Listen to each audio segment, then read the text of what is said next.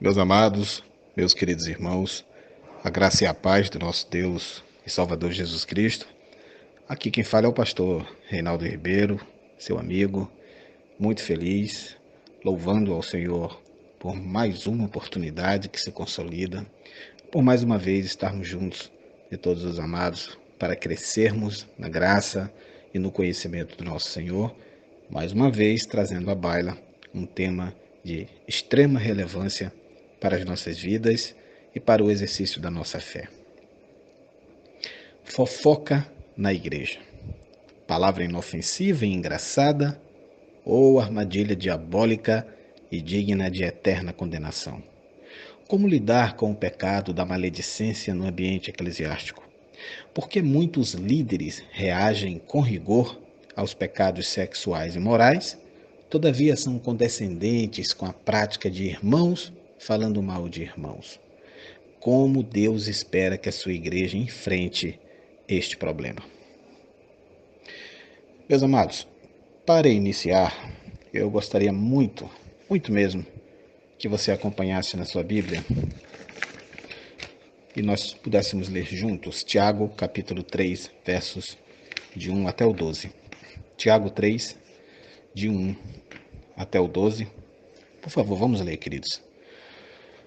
Meus irmãos, não sejais muitos de vós mestres, sabendo que receberemos um juízo mais severo. Pois todos tropeçamos em muitas coisas. Se alguém não tropeça em palavra, este é homem perfeito, e capaz de refrear também todo o corpo. Ora, se pomos freios na boca dos cavalos, para que nos obedeçam, então conseguimos dirigir todo o seu corpo. Vede também os navios que, embora tão grandes e levados por impetuosos ventos, com um pequenino leme, se voltam para onde quer o impulso do timoneiro. Assim também a língua é um pequeno membro, e se gaba de grandes coisas. Vede quão grande bosque um tão pequeno fogo incendeia. A língua também é um fogo, sim. A língua, qual mundo de iniquidade, colocada entre os nossos membros, contamina todo o corpo e inflama o curso da natureza, sendo por sua vez inflamada pelo inferno. Pois toda espécie, tanto de feras como de aves, tanto de répteis como de animais do mar, se doma, e tem sido domada pelo gênero humano, mas a língua, nenhum homem a pode dominar. É um mal irrefreável, está cheia de veneno mortal. Com ela bendizemos ao Senhor e Pai, e com ela amaldiçoamos os homens, feitos à semelhança de Deus. Da mesma boca procede bênção e maldição. Não convém, meus irmãos, que se faça assim. Porventura a fonte deita da mesma abertura água doce e água amargosa?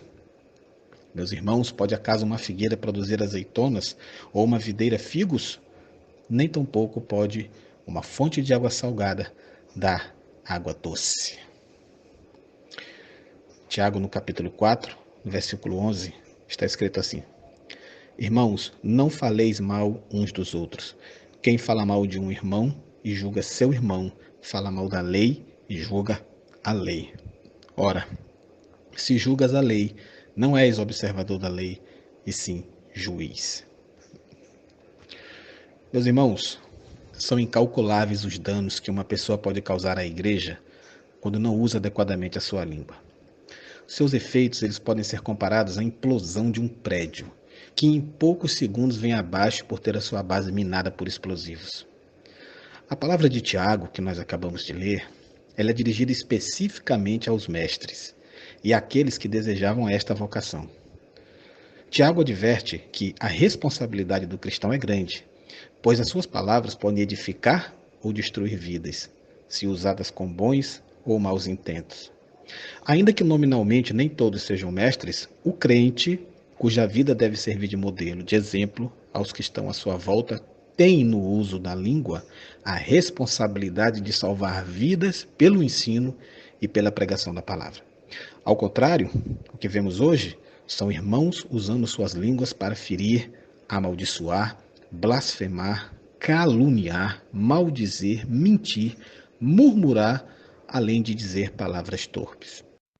O conselho de Tiago é que não convém, meus irmãos, que se faça assim. Tiago 3:10, parte B. O crente, ele deve usar adequadamente sua língua, exercendo pleno domínio sobre ela. Mas vamos analisar, amados, todo o contexto dessa importantíssima referência bíblica que nós acabamos de ler. No capítulo 3, verso 1, não sejais muitos de vós mestres. Essa advertência, irmãos, é para aquele que aspira ao magistério, mas com intenções reprováveis. Para ter a honra de mestre, para ensinar o que não está disposto a fazer, para ferir as demais pessoas com palavras duras. Tiago diz que do mestre são maiores as cobranças, e por isso mesmo ele receberá um juízo mais severo. Avançando, nos versos de 3 até o 6, ele usa 3 metáforas: cavalos, navios e fogo. No verso 3, ora, se pomos freios na boca dos cavalos, para que nos obedeçam, então conseguimos dirigir todo o seu corpo.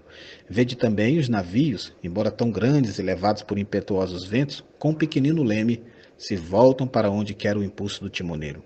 Assim também a língua é um pequeno membro, e se gaba de grandes coisas. Vede com grande bosque um tão pequeno fogo incendeia. A língua também é um fogo. Sim, a língua, qual mundo de iniquidade colocado entre os nossos membros, contamina todo o corpo, inflama o curso da natureza, sendo por sua vez inflamada pelo inferno. Tiago usa, irmãos, essas 3 metáforas para falar do poder destruidor da língua quando mal usada. As 2 primeiras servem para ensinar o modo como dominá-la. A terceira revela o seu poder destruidor. O cavaleiro consegue dominar um cavalo apenas com um pequeno freio colocado na boca do animal. O timoneiro, com a ajuda de um pequeno leme, consegue conduzir um navio para onde quer, mesmo no meio de uma tempestade. Para o apóstolo, o homem que põe o freio na sua boca consegue dominar sua personalidade inteira. Tiago 3,2 fala isso.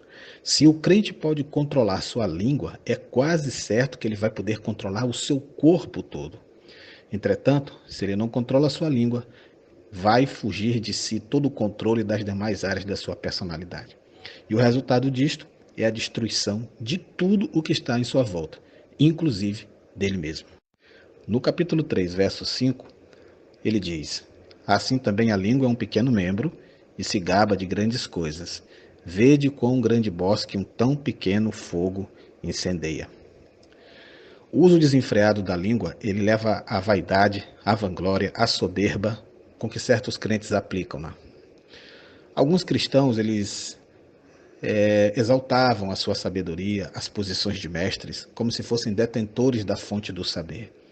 Outros são aqueles que se julgam superiores porque acham que têm a melhor teologia. Basta citar aqui a antiquíssima disputa de calvinistas com arminianos, uns se considerando melhor do que o outro. E ainda há aqueles que trocam, acusações e por conta da visão que tem acerca das questões ligadas ao Evangelho, sempre, evidentemente, considerando que suas concepções são melhores. Ainda tem aqueles que tocam trombetas para si mesmo porque falam línguas estranhas, porque pensam que são superiores aos que não falam. E essa lista vai muito além. No capítulo 2, no versículo 7 do livro, da carta, de Paulo a Tito, nós temos também um princípio muito importante e que precisa ser citado nessa nossa avaliação.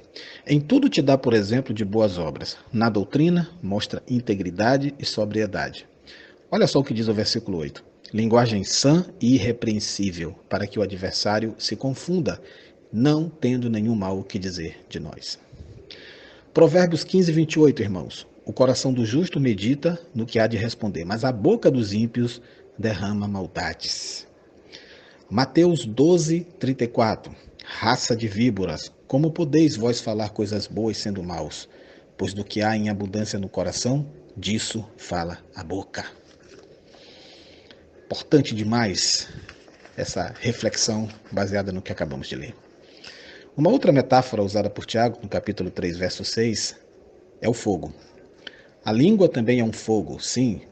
A língua, qual mundo de iniquidade colocado entre os nossos membros, contamina todo o corpo e inflama o curso da natureza, sendo por sua vez inflamada pelo inferno. Aqui Tiago chama atenção para os efeitos de uma língua não controlada pelo Espírito Santo. É um fogo destruidor, irmãos. Ela se assemelha a uma fagulha que incendeia uma floresta inteira. O fogo que começa com uma centelha destrói uma floresta toda, consumindo tudo o que está à sua frente. E quando tiver destruído tudo, por si mesmo se destrói. Apaga por não ter mais o que consumir. Do mesmo modo, a língua tem semelhante poder destruidor. Meus irmãos, e prosseguindo, a língua contamina o corpo inteiro. Ela leva o indivíduo a toda sorte de pecado. Pelas palavras de sedução, a língua conduz uma pessoa ao adultério, leva à mentira, à maledicência e vai contaminando todo o corpo, como diz a palavra. Ela inflama o curso da natureza. E no texto, inflamar quer dizer incendiar, destruir. Deus deu um curso natural para todas as coisas.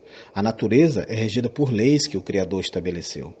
E Tiago ressalta que até mesmo o curso da natureza está em perigo quando a língua é mal empregada. A língua, ela tem também o seu curso natural. Tiago revela que a língua foi dada ao homem para bendizer ao Senhor e também aos nossos semelhantes. Isso está em Tiago 3, de 9 a 10. No verso 9 ele diz: com ela nós bendizemos ao Senhor e Pai, com ela amaldiçoamos os homens, feitos à semelhança de Deus. E no verso 10 ele complementa: da mesma boca procede bênção e maldição. Não convém, meus irmãos, que se faça assim. Assim as palavras nos ensinam, meus irmãos, que o mau uso da língua perverte o seu curso natural, aquilo para que ela foi feita, e nos levam a amaldiçoar vidas e a amaldiçoar também o próprio Deus. Tiago 3,8, a língua nenhum homem pode dominar, é um mal irrefreável, está cheia de veneno mortal. O homem natural não tem o Espírito Santo, irmãos. Ele não consegue, pelas suas próprias forças, frear, dominar a sua língua.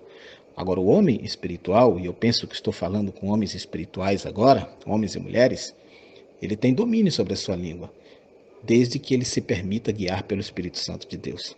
Assim, ele conseguirá obedecer ao que é estabelecido pela palavra de Deus. No capítulo 1, verso 26, Tiago diz: se alguém cuida ser religioso e não refreia a sua língua, engana o seu coração e a sua religião é vã.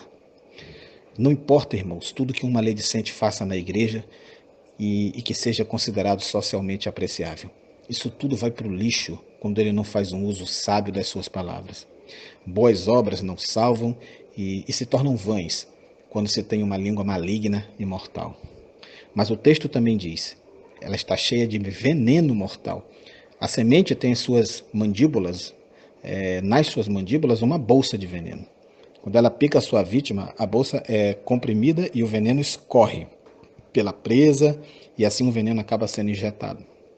A língua, quando ela é usada para o mal, ela é igual à peçonha. É igual veneno percorrendo o corpo de uma vítima. Mata, se alastra, destrói. É a arte de destruir pessoas. Poucas palavras são suficientes para tirar um irmão da frente de um trabalho, para causar constrangimento, desconforto, desânimo, a ponto de não mais voltar à igreja. Poucas palavras são suficientes para matar espiritualmente uma alma. Pensemos nisso. Provérbios capítulo 18, verso 21. A morte e a vida estão no poder da língua, e aquele que a ama comerá do seu fruto. Tiago 4,11 diz: não faleis mal uns dos outros. Muitas vezes fala-se mal dos outros, irmãos, como se isso fosse uma boa notícia. Sabemos disso. Irmãos, não faleis mal uns dos outros. Quem fala mal do seu irmão, julga seu irmão. Está falando mal da lei, está julgando a lei. Ora, se julgas a lei, não és observador da lei, e sim juiz. A crítica de Tiago aqui se deve à atitude de se falar mal de uma pessoa ausente, meus irmãos, e que não tem como se defender. A palavra que ele usa, ela tem um sentido de denegrir, difamar. A ordem expressa aqui é parar com esse tipo de atitude, porque isso compromete o evangelho e a paz no corpo de Cristo. Meus irmãos, no contexto vivido por Tiago, os mestres existentes, eles estavam pervertendo os ensinamentos da lei e o evangelho recebidos. Eles usavam o ensino para sua autoglorificação como um trampolim para galgarem os primeiros lugares e por esse motivo eles maltratavam os demais irmãos. Havia por parte de alguns o desejo de se tornarem mestres sem terem sido preparados, sem terem sido chamados pelo Senhor para essa tarefa. A maledicência estava ali, arraigada naquela comunidade cristã. Aqueles irmãos se acusavam entre si, mas nas reuniões fingiam piedade uns com os outros. Isso me faz ocorrer à mente Romanos capítulo 12, verso 9. O amor não seja fingido. Aborrecei o mal e apegai-vos ao bem. Verso 10. Amai-vos cordialmente uns aos outros com amor fraternal, preferindo-vos em honra uns aos outros. Esse é o sentimento cristão, e não as máscaras e a hipocrisia que tem caracterizado a relação entre cristãos, muitas vezes entre pastores também, lamentavelmente, nesses nossos dias. Gálatas, no capítulo 6, versículo 7. Não vos enganeis, Deus não se deixa zombar. Tudo que o homem semear, isso ele ceifará. Amados, tal qual nos dias de Tiago, há um número considerável de pessoas hoje em dia que querem ser mestres aos seus próprios olhos. Geralmente apregoam o que não está escrito na Bíblia, distorcem a verdade da palavra e difundem a sua própria ideologia. Dos poucos mestres que nós encontramos na igreja atualmente, muitos também pecam pela negligência de não lerem a Bíblia. Romanos 12, verso 7 diz: se é ministério, seja ministrar. Se é ensinar, que haja dedicação ao ensino. Nós não temos mais isso praticamente. Quando leem a palavra, o fazem de forma indolente. Pouco ou nada têm a acrescentar com seus ensinos. São superficiais nas suas experiências e conhecimentos espirituais. Se esqueceram de que ser mestre aos olhos de Deus é conhecer a sua vontade e saber conduzir o rebanho à presença de Deus. É por isso que há tanta maledicência dentro das igrejas. Nossos mestres não estão sequer observando esta realidade. Estão com os olhos focados na sua própria conjuntura de exaltação pessoal. A maledicência, irmãos, está imperando na igreja hoje e parece ser o mal que mais tem afastado as pessoas do evangelho. A igreja é vista como local de fofocas.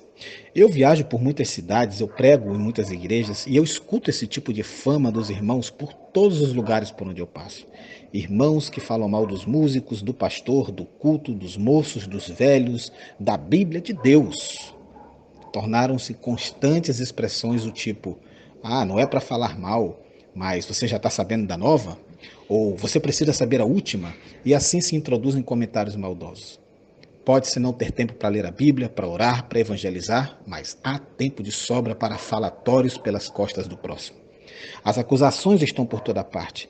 Qualquer coisa que sai errado na igreja geram trocas de acusações severas. Tem de haver um culpado sempre. Será que Deus está satisfeito com isto, meus irmãos? Eu ouvi falar certa feita da história de um jovem que gostava muito de falar mal dos outros e espalhar as suas histórias. E certa vez ele, desejoso de se retratar, arrependeu-se, procurou o pastor da sua igreja. Então o pastor lhe disse que, antes de conversar com ele, gostaria que ele pegasse um travesseiro de penas, aqueles que são recheados de penas, subisse até o monte mais alto da cidade e soltasse as penas ao vento. Então ele disse: só isso, pastor? Ele se admirou. E o pastor: sim, faça isso, depois volte aqui. No dia seguinte, irmãos, o jovem voltou satisfeito e disse que tinha feito o que o pastor lhe pediu. Então o pastor disse: agora você está preparado para cumprir a segunda parte do meu pedido. Volte até a planície e recolha todas as penas novamente no travesseiro. Coloque tudinho de novo dentro do travesseiro. Depois você volta para cá para a gente conversar. O jovem olhou sem entender e disse para o pastor: mas pastor, isso é impossível. As penas devem ter se espalhado e vai ser impossível recolhê-las. Então o pastor virou para ele e disse: agora você está pronto para conversar e compreender o mal que você causou a tantas pessoas. Porque da mesma forma é impossível reparar uma calúnia. Apenas porque a misericórdia de Deus é infinita, você vai poder receber perdão. Mas o mal que você provocou vai ficar pairando sempre, exatamente como as penas soltas no vento. Pense bem antes de falar novamente algo contra alguém. Então o pastor orou por aquele rapaz, pediu a Deus que o restaurasse e o perdoasse. A partir daquele dia, aquele jovem nunca mais agiu daquela forma. Nós não podemos permitir que os nossos lábios promovam o mal, meus irmãos. Uma palavra errada, na hora errada, pode destroçar um coração e pode desviar uma pessoa. Provérbios 21, 23. O que guarda a sua boca e a sua língua, guarda das angústias a sua alma. Na minha infância, era comum minha mãe me advertir com a seguinte expressão: dobre sua língua. Com isso ela queria dizer: meça suas palavras.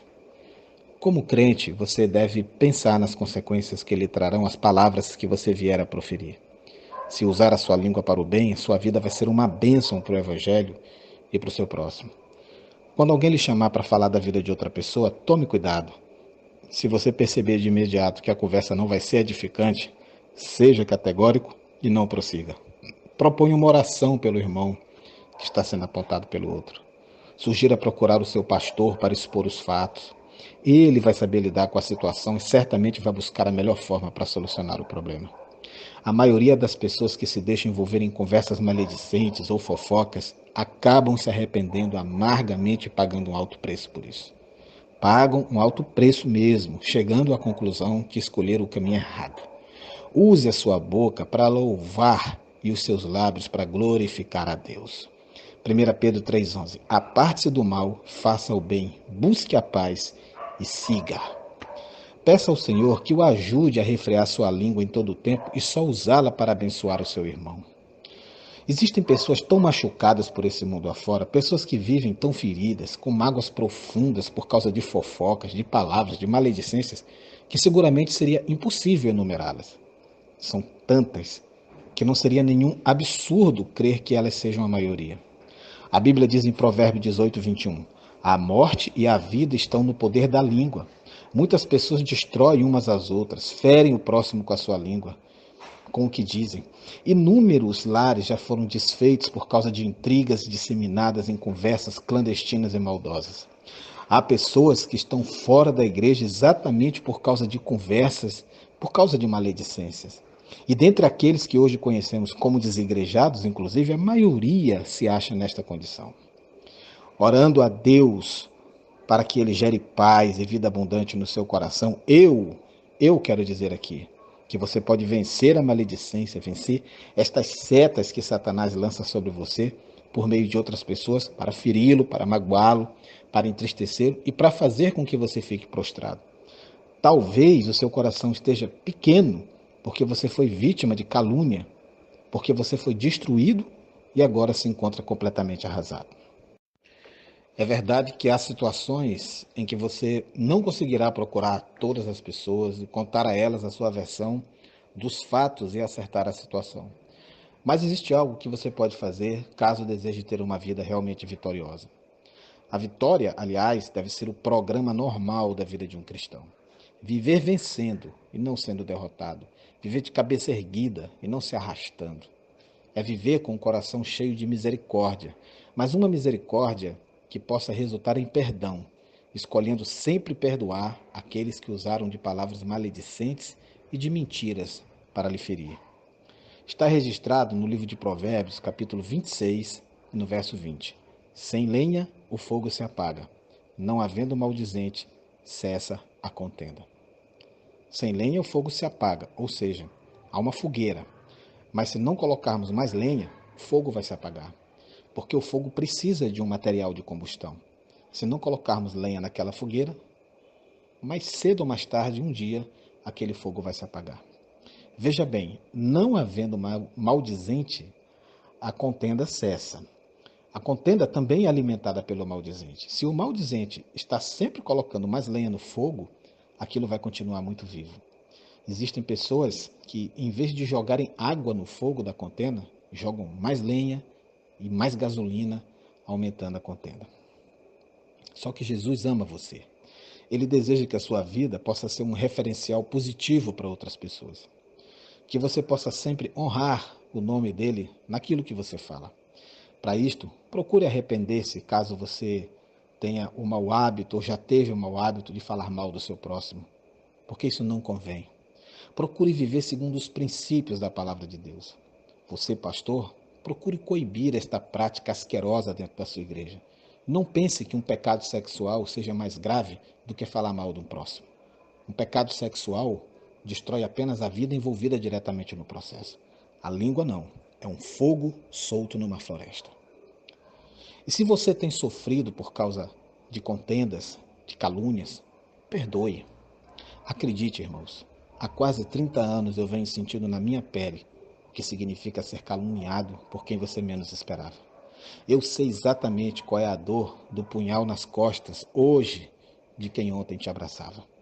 Por isso eu falo com conhecimento de causa. Perdoe. como recebemos este novo dia, receba a graça e a bênção de Deus através da capacidade de liberar perdão. E um último alerta. Há muitos que dizem assim: ah, mas eu sou sincero, eu falo na cara, eu não guardo almoço para o jantar, eu sou isso, eu sou aquilo, eu falo a verdade. Só que não é bem assim. A Bíblia nos ensina a falarmos a verdade, mas em amor. O maldizente não fala a verdade em amor. Muitas vezes ele fala mentiras mesmo. E quando fala a verdade, ele o faz com motivação errada. Eu não estou aqui para falar o que você quer ouvir, mas daquilo que Deus quer que você escute. E neste momento, Deus está falando com você. Cuidado com a sua língua. Não a use para colocar lenha no fogo da contenda. E jamais esqueça um dos ensinamentos bíblicos mais fortes a esse respeito. A morte e a vida estão no poder da língua. Não mate pessoas com a sua boca, ou você pode acabar no inferno por causa disso.